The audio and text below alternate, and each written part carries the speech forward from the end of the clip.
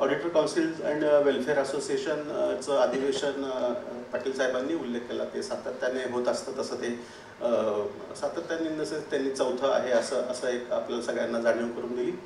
आणि आज एक तो योग आलेला आहे या अधिवेशनाचा, आणि या अधिवेशनासाठी म्हणून असाही एक उल्लेख झाला की जे लोकल नाशिकचे जे काही आपले प्रमाणित लेखापरीक्षक आहेत, जे काउन्सिलचे सदस्य आहेत, आपल्या संघटनेचे सदस्य आहेत, ते गेल्या काही 1-1.5 महिन्यापासून ध्यास घेत आहेत, झटतायत वगैरे. खरोखरच आहे, त्यांनी ध्यास घेतला हे जाणवतं की नाही आपल्याला. म्हणजे तसं तुम्ही बाहेर आलात तर इतकं गार वाटत नाही बरं का.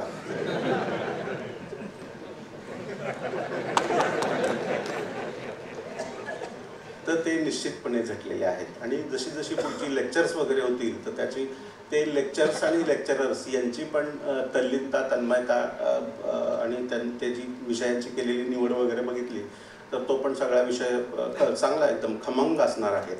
दुपारच्या जेवणाचा मेनू माहीत नाही तरी पण बोलतो. मित्रांनो, आजच्या या काउन्सिल अधिवेशन, auditors council and welfare association Pune Maharashtra राज्याचं जे अधिवेशन करून घेण्यासाठी आपल्या संस्थेचे अध्यक्ष श्री रामदास शिर्के आणि त्यांचं सर्वच ते संचालक मंडळ, तुम्ही बघा, तुम्ही मध्ये आले ना, म्हणजे ह्या माणसाची काही जाडी किती कमी झाली, किती वाढली हे सुद्धा तुम्हाला कळत असेल. इतके फोटो ते ग्रुपवर टाकतात मला भेटायला आले की, आणि ते इतक्या वेळा भेटायला येतात मला. तर त्याच्यात हे सगळे ते जे व्यासपीठावर बसलेले सगळ्यांची नावं जर घेतली तर असं होईल की नाही का, मला माहिती आहे तुमचा किती छळ झालाय सकाळपासून. तर मी मुद्दामून घेत नाही, मला सगळे पदाधिकारी खूप चांगल्या पद्धतीने माहिती आहेत. रामदास शिर्केंचं एक प्रतिकात्मक नाव घेतलं मी, आणि त्या बाकीच्या सगळ्याच पदाधिकाऱ्यांचा माझा खूप मस्त स्नेह आहे. आणि याचा अर्थ फक्त त्यांच्याशीच स्नेह आहे असं नव्हे, तुमच्यापैकी जे बसलेले बरोबरचे सुद्धा बरं का, जे बसलेले आहेत तुमच्यापैकी वरचे सह आणि खालचे सह उपस्थित असणारे, यातलेही अनेक लोक वेगवेगळ्या कारणांनी आमच्या संपर्कात आलेले आहेत, आम्हाला फोनवर बोललेले आहेत. आम्ही 14 हजार लोकांचं पॅनल केलं हो, आणि कुठेही लाईन मध्ये उभं न राहता, आहे की नाही, मानवी हस्तक्षेप न होता, तुमचा कुठल्याही पद्धतीने छळ न करता माझा स्नेह आलेला आहे. तुमची नावं वाचलेलीच आम्ही, खूप त्याच्यावर काम करावं लागतं. जरी तुम्हाला असं वाटलं की ते फक्त एकदा ऑनलाईन अर्ज केला की संपतं, तसं नाही आहे. तर त्यामुळे आपण सगळेच, तुम्ही उपस्थित असणारी सगळीच मंडळी सुद्धा माझ्या संपर्कात, स्नेहात, आणि नाही का, तुम्हाला माहिती आहे आपलं एकमेकासाठी आणि आपल्या चळवळीसाठी, सहकारी चळवळीसाठी पर्टिक्युलरली काय योगदान आहे वगैरे, त्याचा उल्लेख मी परत करत नाही.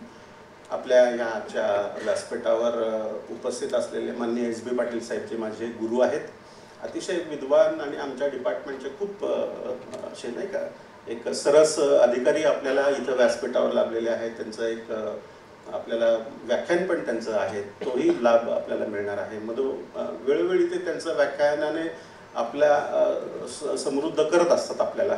अशी माणसं आपल्या संघटनेसोबत आहेत, आपल्या ऑर्गनायझेशन सोबत आहेत, ही एक फार जमेची बाजू आहे. प्रदेशाचे काही प्रदेश अध्यक्ष वगैरे अशा पद्धतीचे आपले शरदजी जाधव साहेब आपल्याकडे आहेत, सहकार भारतीचं काम करतात ते. आता तुम्ही कशा माझ्या पुढे मागण्या व्यक्त केल्या, बघा कशी खचून एक मागणी व्यक्त करतो त्यांच्या पुढे. सरकार आहे साहेब त्यांचं, आणि आपण विकासात्मक, धोरणात्मक एखादी मागणी मागायला काय हरकत आहे. मला संधी मिळाली आहे, उद्घाटनाला मला बोल, पण तुमच्याच हिताची बरं का, आणि अल्टिमेटली सहकारी चळवळीची आपण हिताची आहे, फक्त तुमच्या हिताची पण नाही. आणि सहकारी चळवळ राहिली तर आपण राहणार आहोत, हे पण निश्चित खरं आहे, हे की नाही. अच्छा, मी म्हटलं आता काय झालं. व्यासपीठावर माझे फार जिवलग मित्र आणि माझ्या डिपार्टमेंटच्या दैनंदिन वाटचालीत प्रचंड योगदान देणारे माझे सहकारी आहेत, जे MSc ॲग्रिकल्चर आम्ही जेव्हा राहुरीला महात्मा फुले कृषी विद्यापीठात करत होतो, तर मग आमच्यासोबतच होते बाळासाहेब बडाक साहेब आणि दत्तात्रय डोके साहेब. एकदम त्यांचं पण ऑडिटवर त्यांनी सगळं राज्य पिंजून काढलंय. खूप छान, म्हणजे डिपार्टमेंटचं आपण देणं लागतो. एवढ्यासाठी बरं का, म्हणजे प्रवास झाला आहे, आज थोडा श्रम परिहार करू, सकाळी थोडं उशिरा उठू, ह्या कुठल्याच पंथात ते नाहीत बरं का. फक्त चळवळीसाठी म्हणजे नागपूरपर्यंत गेले, इकडं कोकणात गेले, सगळीकडं खूप प्रवास त्यांनी केला. पण एकच ध्यास होता की आपल्या जे काही पॅनलवरचे प्रमाणित लेखापरीक्षक आहेत तर त्यांना ई ऑडिट बाबतचं प्रशिक्षण द्यायचं आहे. आपण आपल्या पद्धतीने गुणवत्तावर्धक प्रशिक्षण देऊया, सगळे बारकावे सांगूया, लाईव्ह देऊया. ठीक आहे, थोडं नवीन कन्सेप्ट आहे, थोडा बहुत कमी जास्त समजतो, काही त्याचं प्रेशर घेऊ नका, ते समजणारच आहे आपल्याला. बऱ्याच गोष्टी आपल्याला जन्माला आल्यानंतर समजत नव्हत्याच, किंवा आता किती लिलया करतो आपण, समजतंय का काय?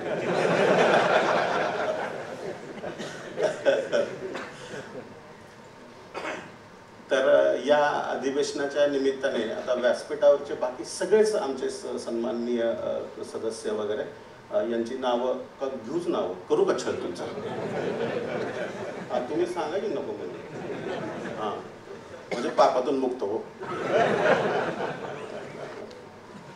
तर एक आपण छोट्या धोरणात्मक एका मॅटरपासून आपण हे बघा, ज्ञानार्जन करण्यासाठी एकत्र आलेलो आहोत, सहकारी चळवळीचं हितसंवर्धन करण्यासाठी एकत्र आलेलो आहोत, नाही का, आपल्या चळवळीमध्ये विश्वास दाखवणाऱ्या सभासदांच्या हितासाठी काम करायला एकत्र आले आहोत, ठेवीदारांच्या हिताचं, आर्थिक हिताचं संरक्षण करायला आपण इथं आलेलो आहोत. असंच आपला व्यापक दृष्टिकोन आहे बरं का.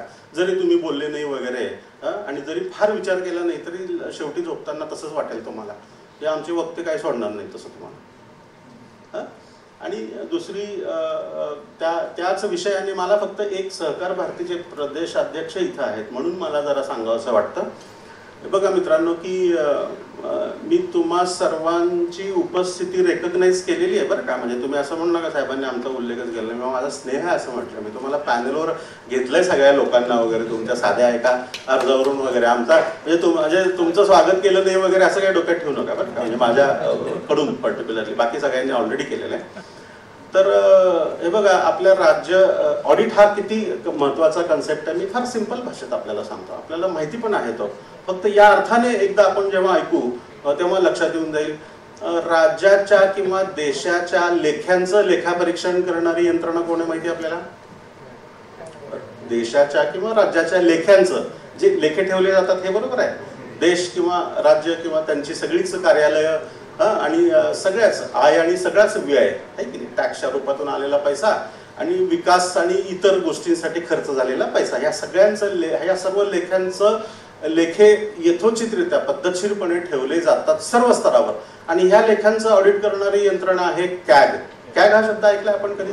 त्याला comptroller and auditor general of India असं म्हणतो आपण कॅगला.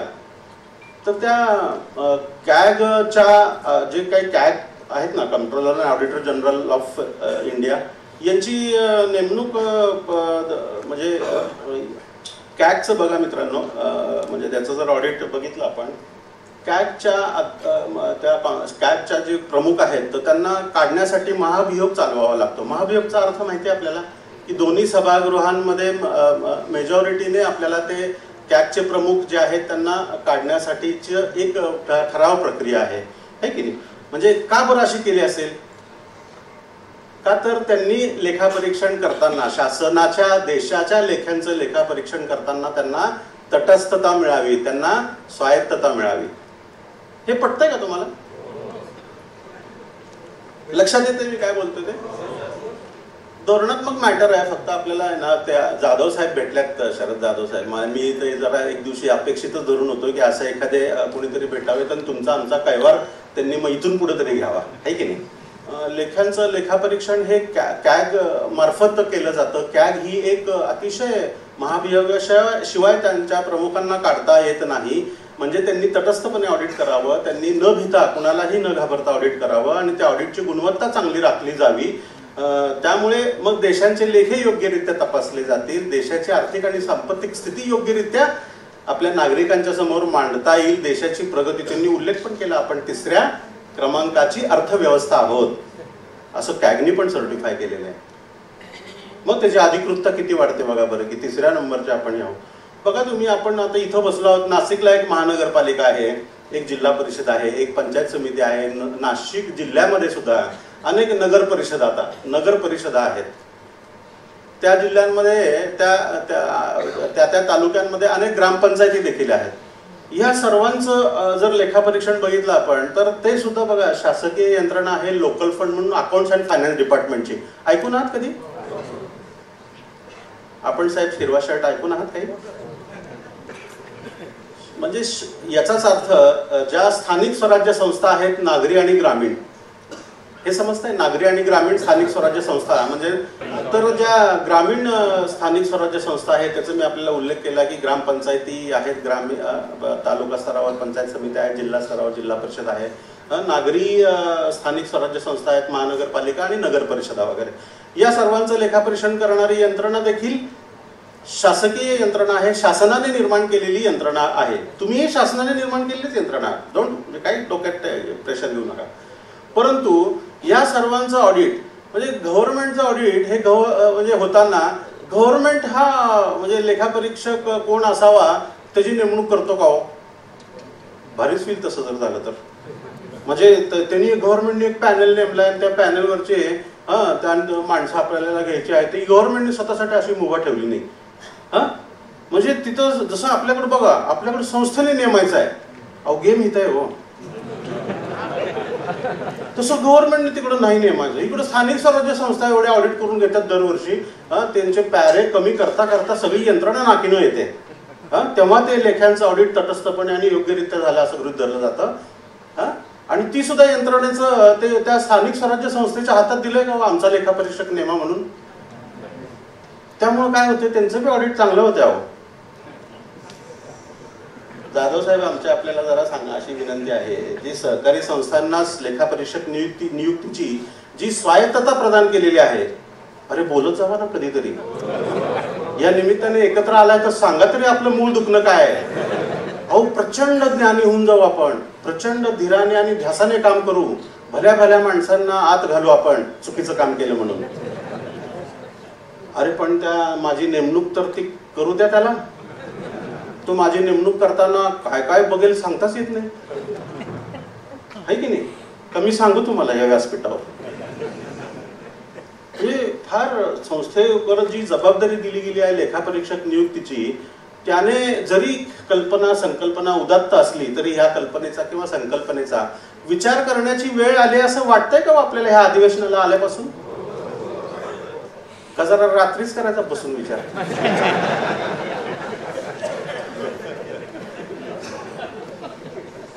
जमतंय ना? पण इथं लक्षात येते ना आपल्या. निश्चितपणे मी तुम्हाला काही 4च लोकांना त्याचा फायदा होत असेल, पण मेजॉरिटी रित्या त्याचं नुकसान होत आहे. आणि त्यामुळे लेखापरीक्षणाची गुणवत्ता योग्यरित्या राखली जात नाही असा माझा आता कयास झालेला आहे. मी राज्यस्तरावर काम करतो, मी तुमचा कधी दुस्वास करत नाही, मी त्या पॅनलवरच्या सनदी लेखापालाचा दुस्वास करत नाही, त्यामध्ये माझे 1400 शासनाचे लेखापरीक्षक आहेत त्यांचा कधी दुस्वास करत नाही. मी तटस्थपणे असं बोलतो आहे की त्या संस्थेनी जेव्हा लेखापरीक्षकाची नियुक्ती करायची आहे तर ती नियुक्ती करताना जसं एखाद्या बँकेने किंवा एखाद्या पतसंस्थेने कर्ज देताना जर 30% अमाऊंट कट करून घेतली तर तो कर्जदार ते कर्ज फेडणारच नाही असं गृहीत धरा. आपल्या ऑडिटच्या बाबतीत असं झालंय.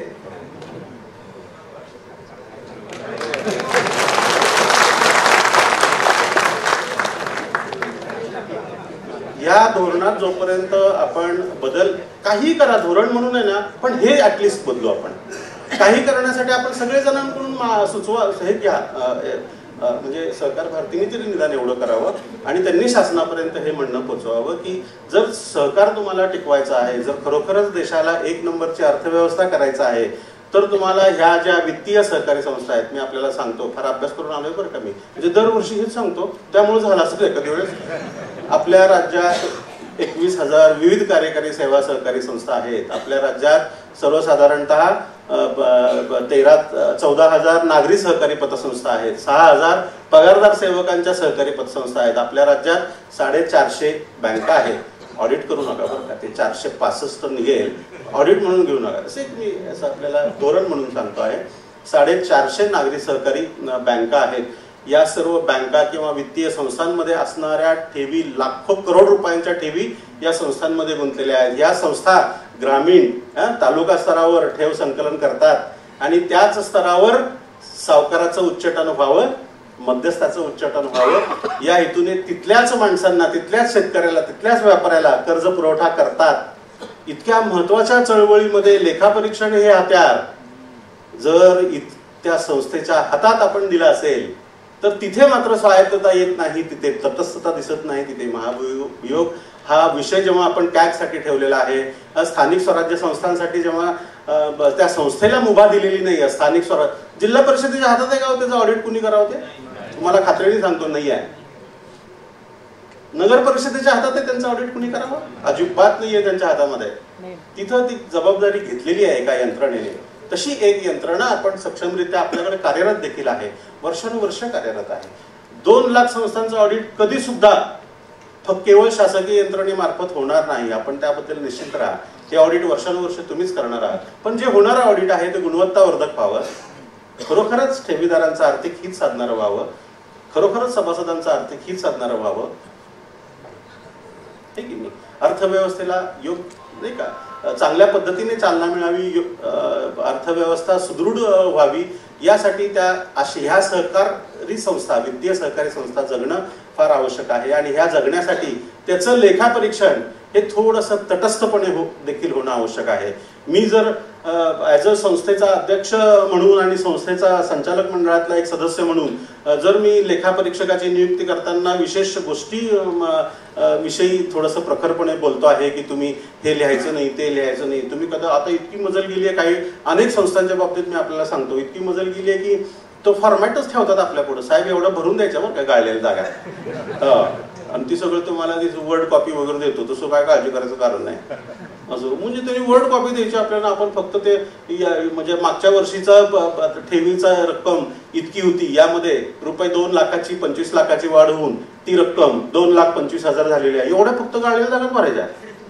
आता ते जी ठेवलेली रक्कम आहे त्याचं केवायसी नाही आहे, त्या ज्यांनी रक्कमा ठेवलेल्या आहेत त्यांचं केवायसी घेतल्याने ती जी पैसा आहे तो अर्थव्यवस्थेत येईल, ज्याचा पैसा आहे तो निष्पन्न होईल, निश्चित होईल, देशाचा टॅक्स वाढेल. तर आपण ह्या सगळ्या माध्यमातून आपण एक सहकार भारतीला विनंती करूया की कोऑपरेटिव्ह ऍक्ट मध्ये निदान जशी आपण राज्य शासनाला किंवा देशाच्या लोकशाहीने निवडून दिलेल्या व्यवस्थेला सुद्धा आपण मुभा दिलेली नाही, जरी लोकशाही तत्व हे आपल्या सहकाराचं एक तत्व असलं तरी आपण त्यांनाही मुभा दिलेली नाही की तुमच्या देशाचा लेखापरीक्षक तुम्ही निवडा. कुठल्याही स्थानिक स्वराज्य संस्थांना मुभा दिलेली नाही की तुमच्या संस्थांचा लेखापरीक्षक तुम्ही निवडा. त्याच पद्धतीने सहकारी संस्थांना दिलेली मुभा आहे त्याच्याबद्दल मात्र आपण आपल्या स्तरावर विचारमंथन करावं, आपल्या स्तरावर थोडासा विचार करावा. हे जरा तुम्ही लोक कदाचित तुमच्याही डोक्यात हे सगळं आहेच आहे चालू, का निम्म्या लोकांना वाटतं अहो नाही साहेब बरं चाललंय. हा दोन्ही आहेत प्रवाह, बरोबर, पण याच्या दोन्ही प्रवाह असू द्या, पण आपली तटस्थता राखली जात नाही. कारण पुढच्या वर्षी जर आपली नेमणूक होणार नसेल तर आपण त्यासाठी काय करावं लागतं, चालू वर्षी वर्ग द्यावा लागतो. कारण साहेब कुठं तुम्ही कोंबड्याच्या युगात आहे, आता तसलं काय नाही, पुढच्या वर्षीचं ऑडिट देणार नाही म्हणलं की वर्ग ये होत आहे. कोंबडी कापायची गरज नाही, हीच म्हणजे ह्याच्याकडूनच कोंबडी खात्यात ऑडिटरकडून. लिटरली तसं ते विषय उलटा झालाय थोडासा. हा काय झाला, हा तर या धोरणात आपण थोडासा बदल व्हायला हवा. बाकी ठीक आहे, आपण विद्वान होऊ. अनेक ह्या 2 दिवसांच्या कार्यशाळेमध्ये अनेक वक्त्यांच्या सोबत आपण इंटरॅक्ट करू, अनेक विषयांचं ज्ञान घेऊ. प्रॅक्टिकली देखील आपण अनेक विषयांचं काम करता करता ज्ञान घेतच असतो, ध्यास घेतो. मला हे सगळंच माहिती आहे. अनेक संस्थांचं बुक किपिंग किंवा रेकॉर्ड रायटिंगचं काम सुद्धा आपण करतो फार व्यवस्थितपणे, आणि त्या अनेक संस्थांचं लेखापरीक्षण देखील करतो. 2 लाख संस्थांपैकी सर्वसाधारणतः 90% संस्थांचं लेखापरीक्षण हे तुमच्याच मार्फत, प्रमाणित लेखापरीक्षक, संधी लेखापाल वगैरे यांच्याच मार्फत आणि कॉस्ट अकाउंटंट वगैरे यांच्याच मार्फत केलं जातं. परंतु सातत्याने तुम्ही जर कोल्हापूरकडून कोणी आलं असेल तर असं लक्षात ठेवा, पश्चिम पट्ट्यातून कोणी जर आलं असेल तर आता त्या अशाच संस्था त्या वारंवार त्याच लेखापरीक्षकाची नियुक्ती झाली 3 वर्ष. पुन्हा पुढे जाऊन आमच्या जाऊ दे तुमचं कोणाचं नाव घेत नाही, आपल्या पदाधिकाऱ्याचं नाव घेतो. श्रीकांतनी काय केलं की त्याच्या पुढच्या 3 वर्षासाठी त्यांच्या देशमुखाची नियुक्ती करून टाकली किंवा पवारांची नियुक्ती करून टाकली आणि ते 3 वर्ष फक्त पवार सही करतायत, ऑडिट श्रीकांतच करतायत. हे सगळ्या टाक्टिक्स आणि सगळे बस फक्त फॉर्मॅलिटी म्हणून जे ऑडिट होत आहे त्याला थोडासा आपण सगळेजण विरोध करूया, जर खरोखर सहकारी चळवळ जगावी असं वाटत असेल आपल्याला. आणि विरोध करूया याचा अर्थ आपण आपल्या अन्नात काही विष घालवणार निश्चित नाही आहोत. आपल्याला सहकारी चळवळीची चिंता आहे. आपले संस्थार त्या संस्थांचं लेखापरीक्षण करून त्याचं रेकॉर्ड रायटिंग करून आपले संसार चालतात. आपण आपल्या मुलाबाळांना शिकवलेलं आहे. आपल्या मुलीला एखादं गिफ्ट लग्नानंतर दिलेलं आहे याच आपल्या रोजीरोटीवर. आपली समाजामध्ये समाज व्यवस्थेमध्ये एक जी ओळख तयार झालेली आहे ती ह्याच प्रोफेशनमुळं झालेली आहे. खरं आहे ना हे? फारच विचार करायला लागतात काही जण. खरं आहे हां. तर ह्याच व्यवस्थेमुळे आणि ह्याच प्रोफेशनमुळे आपली समाजामध्ये आपल्या तालुक्यामध्ये आपल्या जिल्ह्यामध्ये आपली ओळख निर्माण आणि तयार झालेली आहे. ही ओळख अशीच चांगल्या रीतीने राहावी यासाठी थोडे काही आपण आपल्याला तर अपग्रेड करतोच आहोत, परंतु ज्या काही व्यवस्थेतल्या चुका आहेत, अधिनियमातल्या काही गोष्टी सध्या गैरलागू होताना दिसत आहेत, त्यात काही अपप्रवृत्तींचा शिरकाव झालेला आहे असं जर दिसत आहे तर त्याच्याविषयी आपण अधिवेशनांमध्ये बोललं पाहिजे. तरी अशी अधिवेशनं यशस्वी झाली असं म्हणता येईल. अन्यथा मित्रांनो इथं लय मंदिर आहेत आणि मला असं सांगितलं गेलं हॉटेल बी लय भारी भारी आहेत, फिरायला वातावरण चांगलं आहे नाशकाचं, ते स्वच्छ शहर आहे एकदम. त्यामुळे अगदीच काही हितच बसून काही ज्ञानार्जन होतंय असं काही समजायचं कारण नाही. तर तसं करू नका. ही अधिवेशनं कधी सक्सेसफुल होतात की जेव्हा आपण थोडासा आउट ऑफ पॉकेट विचार करू, थोडंसं हितगुज एकमेकाशी साधू ह्या अशा महत्त्वपूर्ण विषयांवर आणि मग ह्या चळवळीसाठी आपण कसं देणं लागतो याविषयी निश्चितपणे बोललं पाहिजे. ठीक आहे ना, सगळं मिळतं आहे पण सगळं गिव्ह अँड टेक ही पॉलिसी तुम्हाला माहितीच आहे ना. देणं आहे घेणं आहे या सगळ्या गोष्टी चळवळीला जर नाही केल्या चळवळीसोबत आपण तर आपणही टिकणार नाही. हे मी वारंवार आपल्याला सांगितलेलं आहे. पुढची एक छोटीशी गोष्ट सांगतो. जशी केंद्र शासनाने सहकार विभागाकडे प्रचंड लक्ष पुरवलेलं आहे. आपल्याला सर्वांना कल्पना आहे ज्या 21,000 आपल्या विविध कार्यकारी सेवा सहकारी संस्था आहेत त्यातल्या 12,000 विविध कार्यकारी सेवा सहकारी संस्था या गो लाईव्ह साठी go live in the sense संगणकीय प्रणालीमध्ये त्यांचा समावेश करण्यासाठी म्हणून 12,000 आपल्या राज्यातल्या निवडलेल्या आहेत. देशातल्या 65,000 निवडलेल्या आहेत. 12,000पैकी ज्या उरलेल्या आहेत त्या सुद्धा येत्या नजीकच्या आर्थिक वर्षामध्ये त्या सुद्धा समाविष्ट होतील. फक्त पहिल्या 12,000 निवडताना आपण असा विचार केला होता त्या संस्थांची नफा क्षमता चांगली आहे का, त्या अनिष्ट तफावतीत नाहीत का, त्यांची वसुली योग्य आहे का, थकबाकी 5% कमी आहे का वगैरे काही आपण निकष लावले आणि त्यातल्या त्या चांगल्या संस्था सुरुवातीला घ्याव्यात आणि त्याचं संगणकीकरण करावं. त्यांना त्या सगळ्या संस्था जे काही सॉफ्टवेअर्स आहेत लेखे आहेत ते एक समान पद्धतीने राखले जावेत. आता आपल्याला अनेक वेळा असं होतं की ते गटसचिवाकडून रेकॉर्ड लिहिलं जात नाही किंवा गटसचिव त्या शेतकऱ्याला हो साहेब बरं का तुम्ही शेतकरी असाल की यातले काही लोक तरी त्या शेतकऱ्याला तो गटसचिव सापडत नाही. मग ती कृषी पतपुरवठ्याच्या मुवमेंटला काही वेळेस अशा किरकोळ कारणांसाठी खीळ बसते किंवा थोडीशी अनास्था निर्माण होते चळवळी विषयी वगैरे. तर आता रेकॉर्ड हे आज तुम्ही एंट्री केली, आज जे काही नोंद झाली असेल त्या संस्थेमध्ये मग ती ताळेबंदाची नोंद असू द्या किंवा नफातोटा पत्रकाची नोंद असू द्या, ट्रायल बॅलन्सला जी कुठली नोंद झालेली आहे, तेरीस पत्रकाला जी कुठली नोंद झालेली आहे ती आजच्या आज त्या आर्थिक पत्रकांमध्ये रिफ्लेक्ट होणार आहे. रोजची रोज तेरीज आणि रोजचं रोज बॅलन्स शीट आणि रोजचं रोज नफातोटा पत्रक आपल्याला त्याचं काढावं लागणार आहे. त्यामुळे पारदर्शकता निर्माण होईल, अपार गैरव्यवहाराचं प्रमाण कमी होऊन जाईल, सभासदांप्रती संस्थेची बांधिलकी आणि निष्ठा वाढेल आणि शेतकऱ्यांना नाही का योग्यरित्या तो पैसा मिळेल वगैरे अशा गोष्टीसाठी आता आपल्याला या सर्व 12,000 संस्थांचं ई ऑडिट करायचं आहे. त्यात 2023 अखेर आपल्याला ह्या 12,000 संस्थांचं ई ऑडिट हा आता आपल्या पुढचा प्राईम प्रश्न आहे. याची जबाबदारी तुम्हा लोकांवरच आहे, कारण संस्थेने तुम्हा लोकांचे ठराव केलेले आहेत. वरती बघतोय बरं का मी, हां, तुम्हा लोकांचे सुद्धा ठराव संस्थांनी केलेले आहेत. आणि या संस्थांची लेखापरीक्षा आता आपल्याला विदाऊट हिरवा पेन, विदाऊट लाल पेन अशी त्याची लेखापरीक्षा करायची आहे. थोडं चुकल्यासारखं वाटेल, पण ते करायचं आहे आपल्याला. थोडी सिस्टीम इंटिग्रेटर्स आता आहेत तिथे, त्यांच्या थोडासा सल्ल्याने, थोडं आपल्या डिपार्टमेंटच्या लेखापरीक्षकांच्या, असिस्टंट रजिस्ट्रारच्या तालुका पातळीवरचे विषय आहेत म्हणून तुम्हाला सांगतो, त्यांच्या सल्ल्याने थोडीशी सुरुवात कठीण आणि थोडीशी जड वाटेल, पण हे वर्षानुवर्ष आपण जेव्हा करत राहू पुढच्या 5 वर्षांमध्ये तुम्हाला पण इझी आणि मस्त वाटेल. फक्त एवढं होईल की ती रेकॉर्ड लिहा म्हणून तुमच्याकडे येणार नाही हो पिशवी घेऊन, एवढं फक्त होईल. ती त्याच्या संगणकावर तुम्हाला बोलवेल वाटलंच ते एका दिवशी डाटा फीड करायला वगैरे आहे की नाही. पण डाटा सगळा फीड झालाय खरं. आता फक्त दैनंदिन डाटा जो काही व्यवहार होतील ते दैनंदिनरित्या फीड करायचे. आपण गट सचिवांनाही प्रशिक्षित करतो आहोत, अनेक ठिकाणी प्रशिक्षण झालेलं आहे. आपण लेखापरीक्षकांना आपल्या राज्यामध्ये 5,000 लेखापरीक्षकांना प्रशिक्षित केलेलं आहे. जिथे जिथे नागरी भाग आहे आपल्या राज्यामध्ये 1,25,000 सहकारी हाऊसिंग म्हणजे गृहनिर्माण सहकारी संस्था आहेत, ज्या सदनिका धारकांच्याच त्यातल्या 99% वगैरे आहेत. त्याही संस्थांचं लेखापरीक्षण आपण करतो आहोत. नागरी भागातून कुणी आलंय का?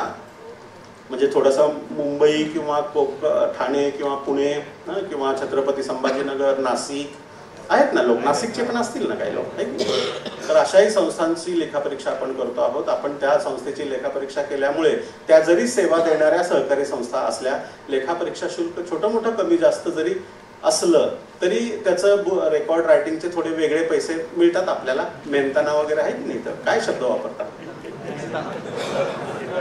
मानधन मेहनताना वगैरे, तर या शब्दात आपल्याला थोडासा लाभ होऊन जातो. 1 2 त्याचं वैधानिक ज्या काय अधिनियमाला अभिप्रेत आहे की प्रत्येक संस्थेचं प्रतिवर्षी वैधानिक लेखापरीक्षा पूर्ण झाली आहे. त्या अधिनियमातलं ते कर्तव्य पूर्ण केल्याचं तुम्हालाही समाधान मिळेल आणि संस्था चालकांना पण ते समाधान मिळतं. सगळ्यात महत्त्वाचं, तो सभासद बिचारा सकाळी उठून रोजीरोटीसाठी काही बाहेर जातो ऑफिससाठी आणि व्यवसायासाठी, तो फार उशिरा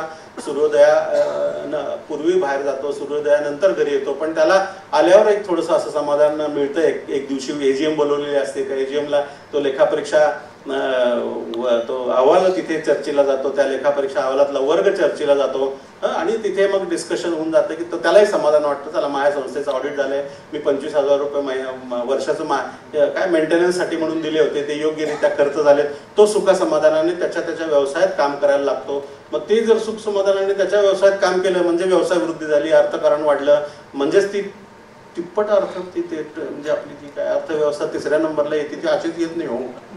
तुम्हाला आम्हालाच काम करायचं आहे की नाही. फक्त धोरणं पोषक असली पाहिजेत. तर तशी धोरणं पोषक करण्यासाठी आमचं त्या जाधव साहेबांना, सहकार भारतीला मात्र तेवढी निश्चित विनंती आहे की ह्या गोष्टीकडे थोडंसं लक्ष पुरवावं. तुमच्या लक्षात आला जाधव साहेब, तुमच्या लक्षात आला विषय? हो. आणि तुमच्यासोबत इथलं कोण असतं? तुम्हाला इन्व्हिटेशन द्यायला कोण आलं होतं? आबासाहेब आहेत का इथं?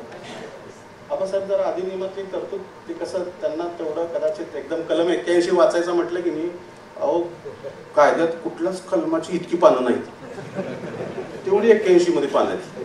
कलम 81 एकाच कलमावर जीव आहे आमचा.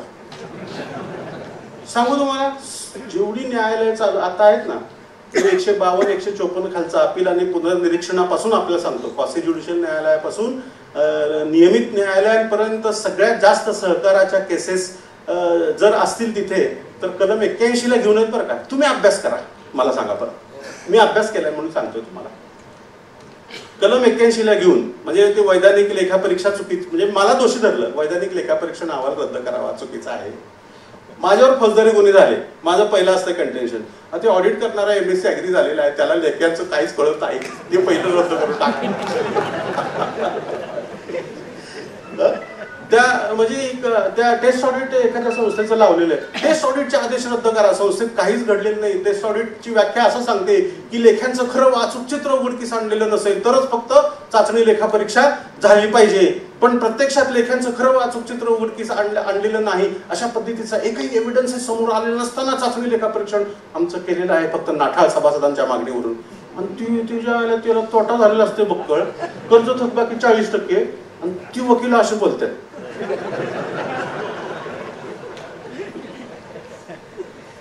पण इतकं महत्वाचं कलम 81 आहे, त्यामुळे कदाचित कलम 81 वर लय जीव आहे सगळ्यांचाच. संस्थांचा पण लय जीव जडलाय लेखापरीक्षक नेमणूक करताना, आणि सगळ्या वकिलांची पण मोठी रोजीरोटी हे कलम 81च आहे. सगळ्यांना भांडण्यासाठी कलम 81 मध्येच क्रक्स आहे, आणि असं लेखापरीक्षा करण्याची जबाबदारी आपल्यावर आहे. आणि अशा कलमाची नाही का एका विधिमंडळाने पारित केलेल्या कायद्याच्या म्हणजे कायद्याच्या कक्षेने आपण काम करतो आहोत. ही सुद्धा एक खूप अशी म्हणजे स्टॅच्युटरी जबाबदारी आपण तुम्ही लोक पार पाडतात, याचंही थोडंसं भान ठेवत चला. उगल लय किती बी बार्गेनिंग करू नका हो, ती 40% तर मी 50%, आज म्हणायचं नाही असं.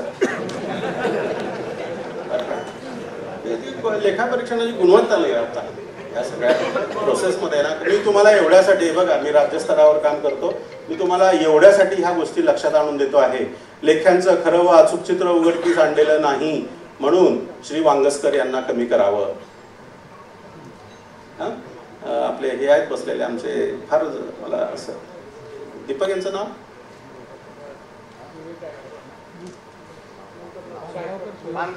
पानगावकर. हा, तुमचं ते कर होतं, मला ह्यांच्यात कर हे माहित होतं मला. वैधानिक लेखापरीक्षा पूर्ण झाली, संस्थेमध्ये अपार आणि गैरव्यवहार होता, पण तो निदर्शनास आणला नाही म्हणून पानगावकरांना कमी करावं. संस्थेमध्ये आर्थिक नुकसान झालेलं आहे आणि त्या आर्थिक नुकसानीची जबाबदारी निश्चित करणारा विशेष अहवाल श्रीकांत चौगुलेंनी सादर केला नाही म्हणून त्यांना नामतालिकेवरून कमी करावं. आर्थिक वर्ष संपल्यापासून 4 महिन्याच्या आत आणि कुठल्याही परिस्थितीत वार्षिक साधारण सभेचा अजेंडा निर्गमन करण्यापूर्वी याने लेखापरीक्षा पूर्ण करून लेखापरीक्षा अहवाल निर्गमित केला नाही. 69 एक गतलं पहिलंच आहे, तुम्हाला सांगतो. कुणाला सुद्धा राहता येणार नाही कांदीवर, मी जरा अभ्यास केलाय.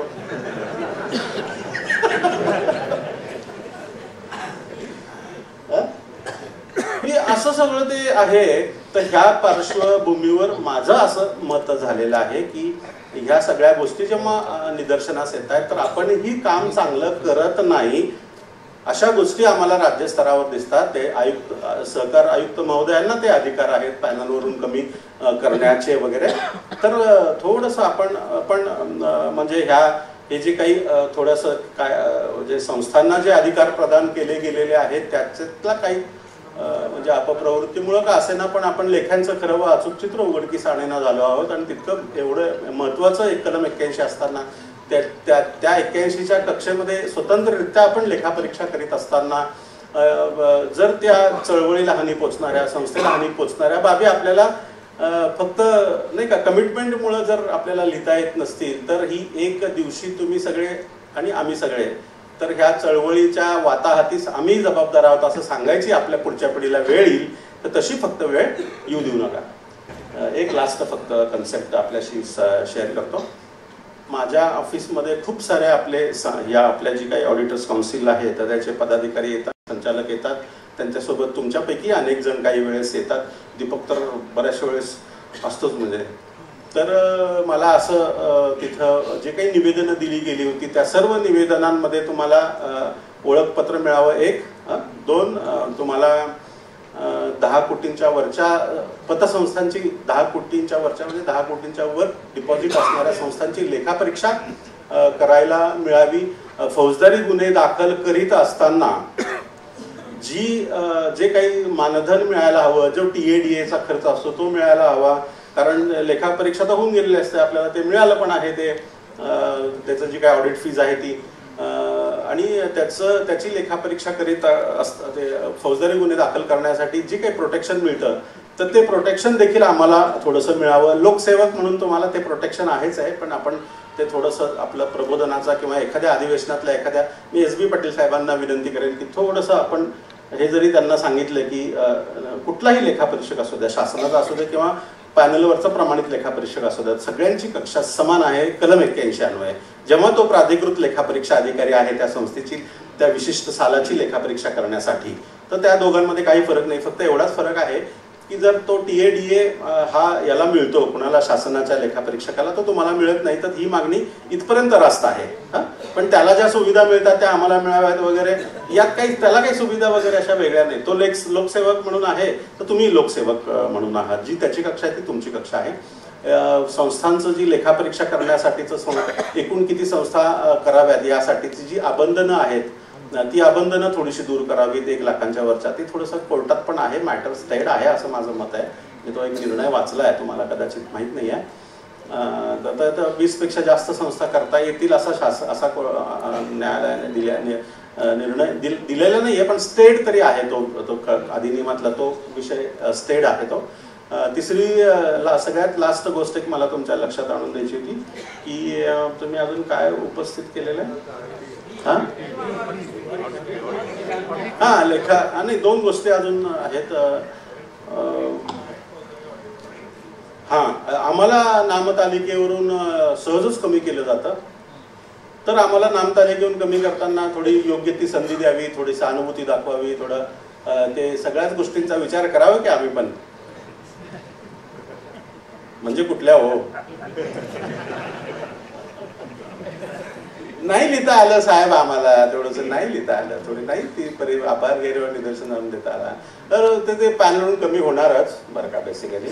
तर अशासाठी कुणी तुम्हाला स्पेअर करू शकणार नाही. तर 69(1) मध्ये या सगळ्या तरतुदी आहेत. त्या तरतुदींमध्येही थोडीशी शिथिलता येण्यासाठी आपण जरा सहकार भारतीच्या मागे लागायला हरकत नाही, कारण त्या खूपच जटिल करून टाकलाय तो विषय. म्हणजे हा ऑडिटर म्हणजे चोरच आहे आणि त्याला काही करून कुठंतरी गाठलाच पाहिजे. अशा थोड्या 69(1) गतल्या थोड्याशा त्यातला काही गोष्टीत शिथिलता मात्र निश्चित आणली पाहिजे. जसं मी पहिलंच या धोरणात्मक बाबींसाठी थोडासा आपण या अधिवेशनांमध्ये विचार करावा. फार छोट्या विषय घेऊन म्हणून मी थोडी सुरुवात करतानाच अशी कॅग बिग पासून केली. आमचे काही मित्र मागं बसलेले उडलेच असलो, कॅग आणि बिग काय काढलं, सहकारी संस्थांचं ऑडिट करतोय आम्ही, असा मी थोडासा प्रश्न उपस्थित झाला. तर आजच्या या सगळ्या अधिवेशनासाठी सहकार आयुक्त महोदयांची पर्सनली इच्छा होती येण्याची, आणि कदाचित अशा प्रकारचा विषय निर्माण झाला की पर्सनली नंतर ते काल दुपारपर्यंत असं म्हटले होते तुम्ही सुद्धा जायचं नाही म्हणून. म्हणजे ते होतात शासन पातळीवर असे विषय येत राहतात. आज काही महत्वाच्या बैठका पण होत्या. नाबार्ड आपल्यासोबत होतं, MOC म्हणजे गव्हर्नमेंट ऑफ इंडियाचे काही ऑफिशियल्स सेक्रेटरीज वगैरे त्या VC ला होते.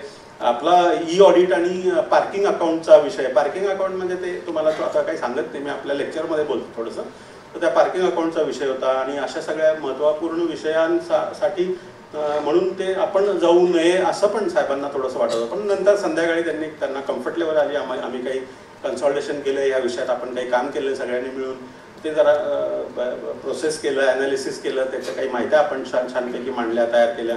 मग साहेब जरा एकदा 8 वाजता म्हटले मग जाऊन या, मग हरकत नाही, त्यांना तरी बिचाऱ्यांना कोण आहे आपल्याशिवाय, अशी तुमच्याबद्दल कणव व्यक्त केली आयुक्त महोदयांनी. आयुक्त महोदय ऑल टाईम तुमच्यासोबत असतील, सहकार आयुक्त कार्यालय ऑल टाईम तुमच्यासोबत असेल. काही धोरणात्मक बाबी ज्या असतात, अधिनियमात बदल वगैरे, त्या सगळ्या गोष्टींसाठी आम्ही फार छोटे आहोत. तुम्हाला दिसताना त्या पडद्यावर मोठे दिसतो आहोत, ते आमचं दुर्दैव आहे.